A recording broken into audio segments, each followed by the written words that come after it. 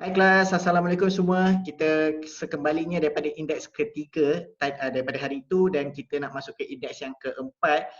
Jadi kita dah buat macam-macam asas sifir mana yang kita kena hafal. Kita dah lalui asas satu, asas indeks satu sampai asas indeks yang kelima. Jadi kita nak masuk ke asas indeks yang keenam menerusi indeks bahagian keempat ni. Jadi asas indeks yang keenam, jadi APQ kita akan dapat AP darab Q. Dan Q kita boleh tukar tempat dengan P, dia boleh jadi AQP. Okey, kalau mungkin teknik itu kita boleh guna pakai dalam logaritm ataupun dalam soalan indeks itu sendiri. Sebab kemungkinan ada soalan-soalan yang mungkin memerlukan kita memanipulasi kedudukan indeks tersebut. Okey, seterusnya kita tengok bukti ataupun proof. Sekali lagi kita menggunakan teknik cuba dan jaya, try and error. So 2 kuasa 3 dan kuasa 2. 2 kuasa 3 tu kita 3 kali darab 2 dalam tu dan kita darab dengan kita doublekan lagi benda tu dan sekali kita tengok ada 6 darab 2 jadi 2 kuasa 6. Jadi terbuktilah bahawa APQ bersama dengan AP darab dengan Q. Okey. So seterusnya asas indeks yang ketujuh, punca kuasa N A bagi A iaitu kita akan dapat A kuasa dengan 1/N. Jadi bukti dengan proof, teknik cuba dan jaya, try and error. Katakanlah AP darab AP bersama dengan A. Okey. Dan kita akan dapat bahawa di sini A kuasa 2P bersama dengan 1 dan 2P bersama dengan 1 sebab memandangkan dia punya asas dia sama. Okey. Dan P bersama dengan 1/2. Dan seterusnya ini bermakna kalau A 1/2 bersamaan dengan punca kuasa 2 bagi A. Okey. Dan seterusnya sama juga bagi A kuasa 1/3 bersamaan dengan punca kuasa 3 bagi A dan juga A kuasa 1/4 bersamaan dengan punca kuasa 4 bagi A. So ini secara tidak langsung membawa kita kepada punca kuasa N bagi A iaitu kita akan dapat A kuasa 1/N. Okey, so kalau kita tengok kat sini pula, ini adalah gabungan antara asas indeks 6 dengan 7 bagi asas indeks 8 ni. Jadi kalau kita tengok dekat sini AMN, kita akan dapat kurungan A kuasa M dalam kurungan kuasa 1/N. Ataupun kita akan dapat punca kuasa N bagi A kuasa M. Mana-mana pun boleh. Okey. Dan ini adalah sebenarnya lebih banyak benda yang kita boleh ingat ataupun pelajari, lebih power ataupun lebih fleksibel kita nak memanipulasi soalan-soalan yang melibatkan indeks dan logaritma ataupun logaritma. Okey, soalan-soalan yang ada kat sini. Jadi seperti biasa berikan diri kita sebanyak 5 ke 6 minit ataupun setiap soalan tu seminit untuk kita cuba jawab soalan ini dan cuba kita kenal pasti apa jawapan bagi sebalik soalan ni semua.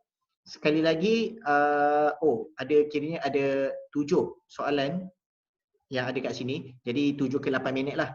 Alright. So sekali lagi tekan pause untuk cuba dan 7 ke 8 minit untuk kita try.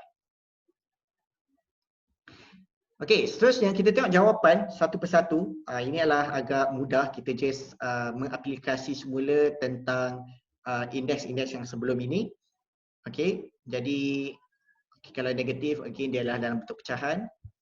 Okey, tapi kalau pecahan sebagai kuasa dia, punca kuasa 7 bagi 3. Okey. Punca kuasa 3 bagi 125, again ini berdasarkan daripada sifir kuasa 3 yang kita hafal, 125 bersama dengan 5. Dan 125 punca kuasa 4/3 dan kita dapat 5 kuasa 4 dapat 625. Jadi kita ungkapkan sampai habis kat situ. Dan 125 kuasa negatif 1/3 kita akan dapat 1 punca kuasa 3 bagi 125 iaitu bersama 125. So nampak tak? Nombor yang sama, asas yang sama 125, tetapi apabila kita aplikasikan kuasa yang berbeza, dia membawa pada jawapan yang berbeza. Okey.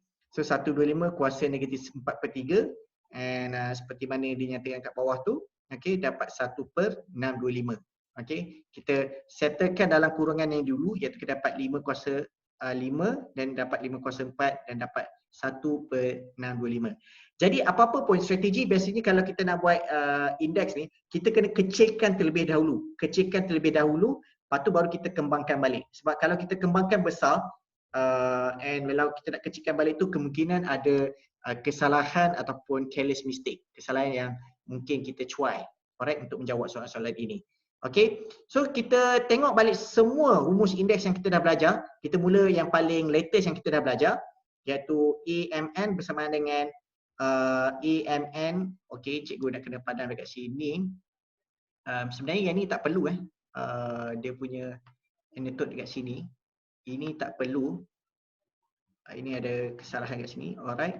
So AM 1 per N bersama dengan A, punca kuasa N bagi A bersama dengan M. Okay, ada typo dekat situ. Okay, jadi seterusnya kita ada punca kuasa N bagi A bersama dengan A1 per N. Jadi yang AMN tu adalah gabungan indeks, asas indeks yang ke-6 dan ke-7. So ini yang kelima.